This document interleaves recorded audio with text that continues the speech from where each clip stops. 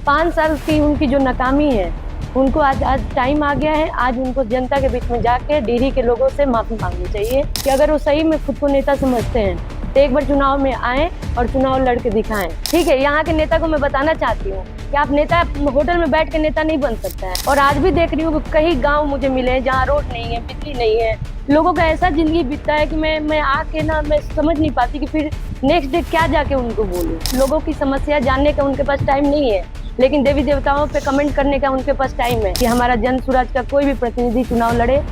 हमें पूरा विश्वास है कि इस बार जन स्वराज को मौका मिलेगा और जन स्वराज ही आएगा। जी, आप सबको धन्यवाद, आप सब यहाँ आए और मुझे अपनी बात रखने का मौका दिए। ये आप सबको मैं विशेष रूप से ये बताने के लिए बुलाई हूँ कि हमारे जो सिटिंग एमएलए हैं फतेह बहादुर जी, उनको मैं ये आप लोग के माध्यम से बताना चाहती हूँ कि उनको अपने जनता के बीच में जाना चाहिए और जनता की समस्याओं को जो भी आज तक 5 साल में नहीं किए, आज उनको 5 साल के बाद उनको जनता के बीच में जाके उनको माफ़ी मांगनी चाहिए। देखिए, मैं यही आप लोगों के माध्यम से बताना चाहती हूँ कि आज तक वो किसी गांव में कहीं गए ही नहीं, लोगों से मिले ही नहीं है। 5 साल की उनकी जो नाकामी है, उनको आज टाइम आ गया है। आज उनको जनता के बीच में जाके डिहरी के लोगों से माफ़ी मांगनी चाहिए, यही बताना चाहती हूँ। और मैं उनको एक बार चैलेंज भी देना चाहती हूँ कि अगर वो सही में खुद को नेता समझते हैं तो एक बार चुनाव में आएँ और चुनाव लड़ के दिखाएं। लेकिन मैं इतना जानती हूँ कि यहाँ इस बार उनको टिकट नहीं मिलने वाला है, क्योंकि सभी पार्टियों के ये है कि चेहरा बदल दो और चेहरा बदल के पार्टी चुनाव लड़ेगी। लेकिन बिहार की जनता इस बार समझ चुकी है कि चेहरा बदलने से नहीं होगा, पार्टी का चरित्र नहीं बदल सकता है। तो इसीलिए इस बार जन स्वराज के उद्देश्यों से हम लोग वाकिफ होने जा रहे हैं और लोगों को समझाने जा रहे हैं कि जन स्वराज ही है जो बिहार का विकास कर सकता है। जन स्वराज के आप जी, मौका मिलेगा तो जन स्वराज से चुनाव में लड़ूंगी और कोई भी जन स्वराज का कोई भी प्रतिनिधि हो, किसी को भी मौका मिले। हमारे जन स्वराज के सभी लोग मेहनत कर रहे हैं, घर घर जा रहे हैं, लोगों को बता रहे हैं, अपने 5 संकल्प को हम लोग लेके जा रहे हैं, लोगों तक समझा रहे हैं कि यही 5 संकल्प है जो लोगों का विकास कर सकता है, हमारे बिहार का विकास कर सकता है।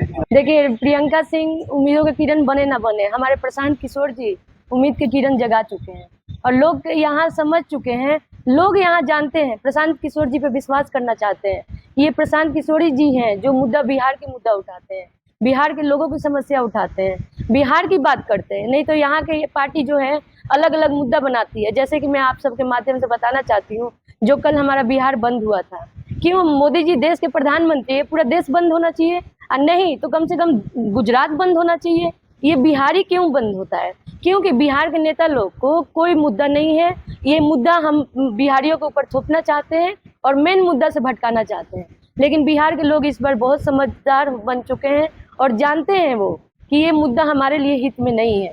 हमारा जन स्वराज के जो 5 संकल्प है, यही मुद्दा है और इसी मुद्दे के साथ हम लोग जा रहे हैं, घर घर तक बता रहे हैं कि जन स्वराज ही आएगा तो बिहार का विकास होगा, लोगों का विकास होगा। देखिए, मेरे को सब लोग बोल रहे हैं नहीं, लेकिन मैं आपके माध्यम से बताना चाहती हूँ कि मैं सही में राजनीति करना सिखाना चाहती हूँ। ठीक है, यहाँ के नेता को मैं बताना चाहती हूँ कि आप नेता होटल में बैठ के नेता नहीं बन सकता है। घर में घर घर जाइए, लोगों की बातें सुनिए, लोगों की बातें समझिए। यहाँ की आप डिहरी गांव के छोड़िए, डिहरी के एरिया के अगल बगल में देखिए, जो आप देख के आएंगे तो रात को नींद नहीं आएगी। जो लोगों की जिंदगी बीत रही है, मैं तो सोचती हूँ कि एक दिन एक बरस बीतता होगा और हमारे बिहार के नेता लोग का शर्म नहीं आता है। हमारे बिहार के नेता लोग ऐशो आराम की जिंदगी जी रहे हैं और डिहरी विधानसभा के लोग मतलब सच में इतने दुख में है कि मैं देख के आती हूँ तो मुझे रात में नींद नहीं आती है। मैं सोचती हूँ कि यहाँ के नेता को सही में मतलब नेता कहने के हक नहीं है उनको। अगर बिहार की जनता को आप रिप्रेजेंट कर रहे हैं तो बिहार के लोग क्या वोट देने के लिए है?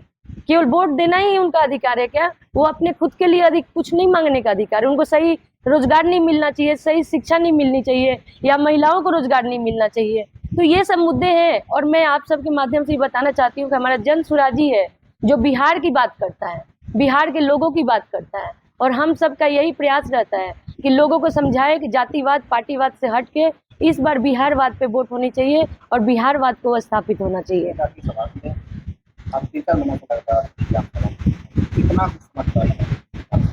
देखिए, मैं सच में मैं डिहरी विधानसभा को मैं दिल से मतलब घर घर जब जाती हूँ तो मैं देखती हूँ यहाँ के लोगों का जीवन, और आज भी देख रही हूँ कि कई गांव मुझे मिले हैं जहाँ रोड नहीं है, बिजली नहीं है, लोगों का ऐसा जिंदगी बीतता है कि मैं आके ना मैं समझ नहीं पाती कि फिर नेक्स्ट डे क्या जाके उनको बोलूं। मतलब यहाँ के नेता लोग एक बार भी अगर विजिट कर लिए होते उस एरिया को तो वो एरिया ऐसे ही विकास हो जाता, कुछ ना कुछ तो रोड सड़कें नली गली तो साफ हो ही जाता। तो ये नेता लोग के एमएलए की कमी है जो कहीं एरिया में जाते नहीं है, घूमते नहीं है और यहाँ के लोगों के बारे में सोचते नहीं है। तो मैं यही प्रयास करूंगी कि हमारा जन स्वराज का कोई भी प्रतिनिधि चुनाव लड़े। हमें पूरा विश्वास है कि इस बार जन स्वराज को मौका मिलेगा और जन स्वराज ही आएगा तो हमारे लोगों का विकास होगा, हमारे बिहार का विकास होगा। देखिए मैं यही आप लोगों को बताना ही चाह रही हूँ कि आज एक परिवार की बात नहीं हो रही, एक गांव की बात मत कीजिए। डेहरी विधानसभा में बहुत सारे ऐसे गांव मिल जाएंगे जहां अभी भी बिजली नहीं पहुंची है, अभी भी रोड न 3 महीने बच्चे स्कूल नहीं जाते। जब खेती हो जाता है तो उस गाँव के बच्चे स्कूल नहीं जाते हैं। क्यों? क्योंकि उनको जाने का रास्ता नहीं है। उनकी मानसिकता सोचिए वो बच्चे कैसे बड़े हो रहे होंगे।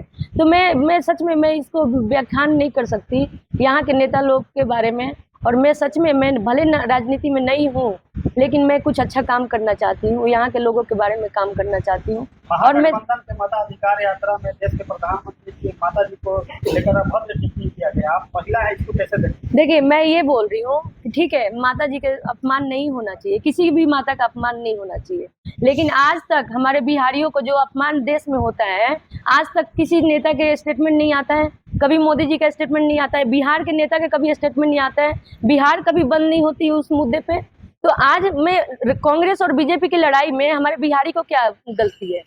हम सब तो बिहारी है ना, हम सब अपने मुद्दे पे चुनाव लड़ना चाहते हैं। और आप सबके माध्यम से इसमें बताना भी चाहती हूँ कि हमारे बिहार के लोग बहुत समझदार हैं, इस बार वो अपना हित जानते हैं, उनकी हित किसमें है और इस बार अपने मुद्दे पे चुनाव होगा, जाति पाति से हट के जन स्वराज के मुद्दे पे वोट होगा। एक सवाल है, फतेह बहादुर सिंह कहीं ना कहीं देवी देवताओं पर टिप्पणी करते हैं लेकिन उनकी पद के मंदिर में जाकर पूजा करते हैं, क्या कहिए?